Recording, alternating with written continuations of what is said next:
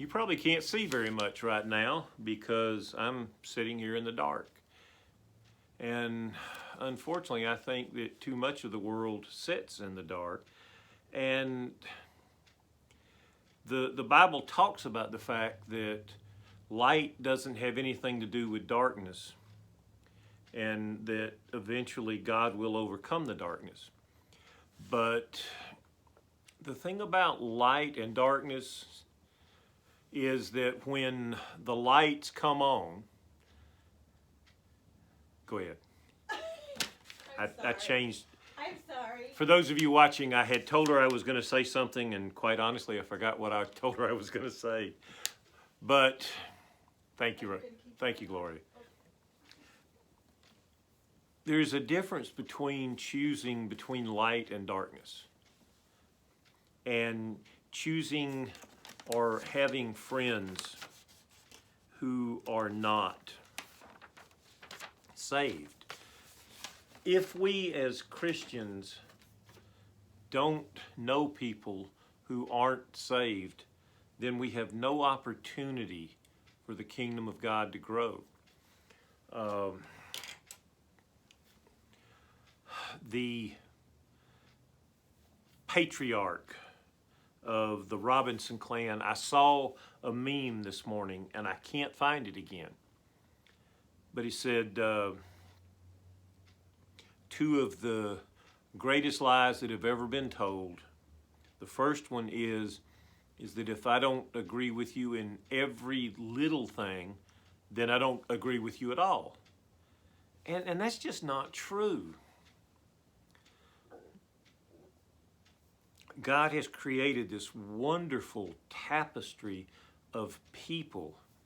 And the more people I'm around, the more I realize that God does not indeed make junk. That everybody has something to contribute.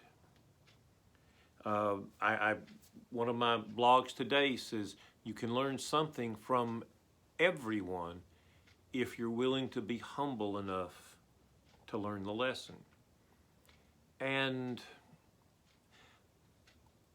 that's true. And we are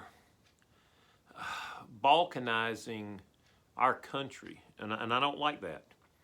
I read that Twitter this morning has blocked the account of Focus on the Family because they refused to properly identify a transgender person. Now, I'm not trying to get into that argument at all, but we need to be able in this country and in this world to disagree agreeably. And it's wrong to close somebody out of your life because they have opinions you disagree with. As I said, if you don't have unsaved friends, then the kingdom of God can't grow.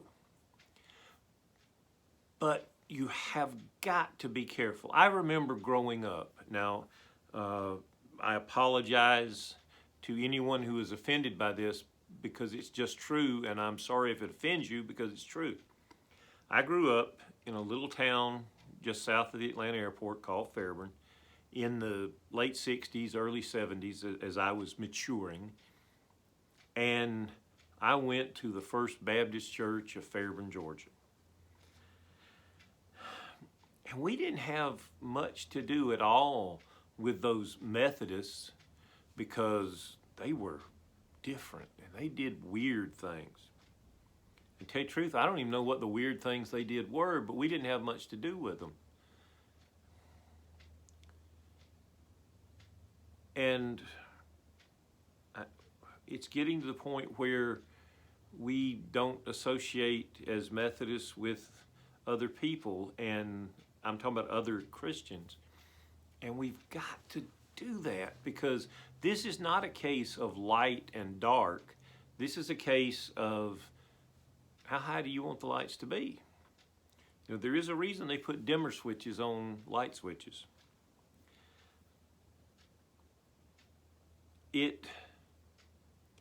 And if it makes a difference to you, again, I am sincerely sorry, because I'm not trying to make fun of your opinions and your beliefs. I believe that if you are baptized, it does not matter how much water was used. For this reason, baptism is a sign. It is not a magical ritual. Now, if you believe in full immersion, hold them down underwater till they bubble baptism, and that's how I was baptized, then that's fine. But the water itself does not change you. So how much water can't really be the deciding factor. And I'm saying this as a Methodist pastor. We can't judge other people based on how much water they use in their baptism.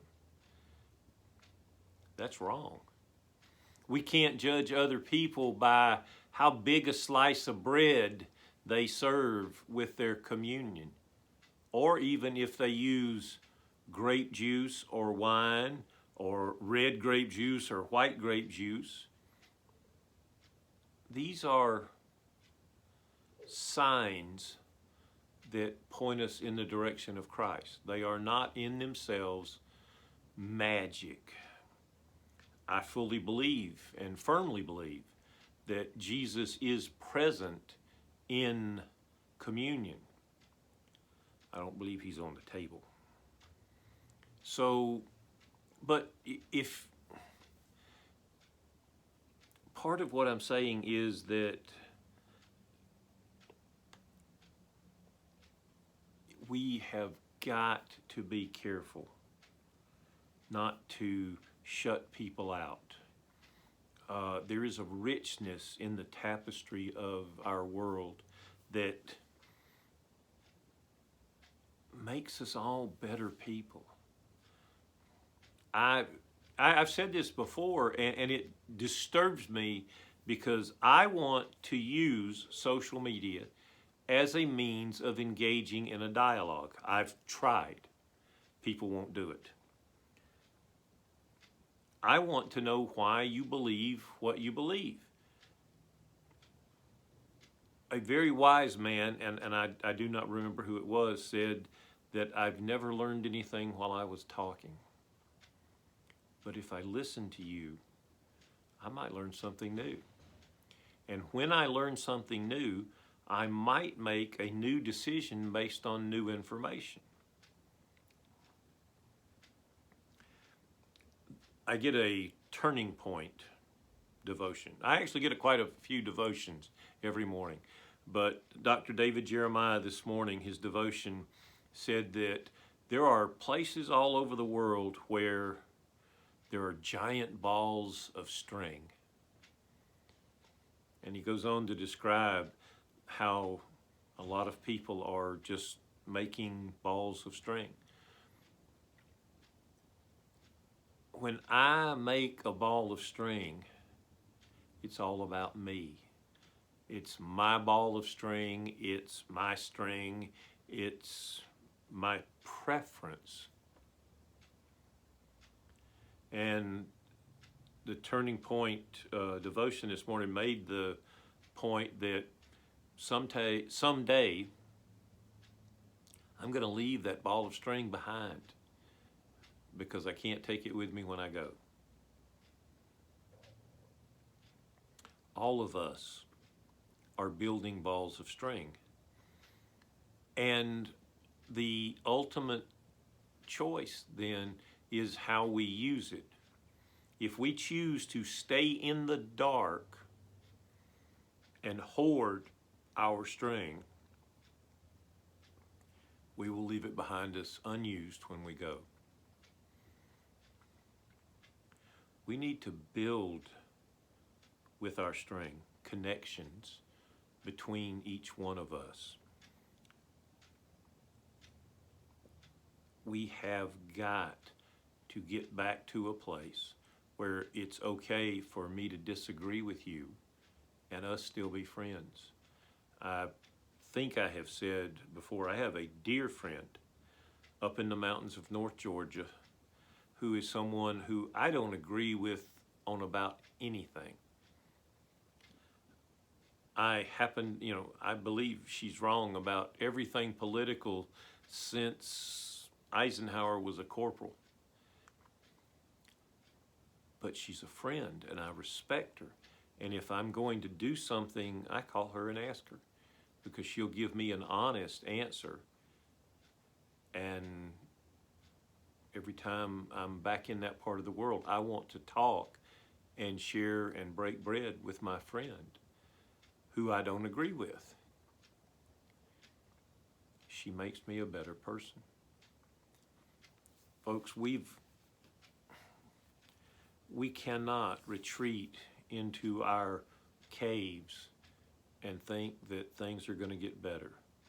We have got to come out, share our disagreements, and agree to disagree. If I think the sky is clear and you think the sky is cloudy, okay. It doesn't even mean one of us is wrong. It means we have different perspectives. And I hope and I pray that you will help me start to erase this false choice that we have of forcing everybody to agree with everything we say, because it is absolutely a sin and it is of Satan. I'm sorry I've been so long today, but God bless you. Be a blessing and be a friend to everyone you meet.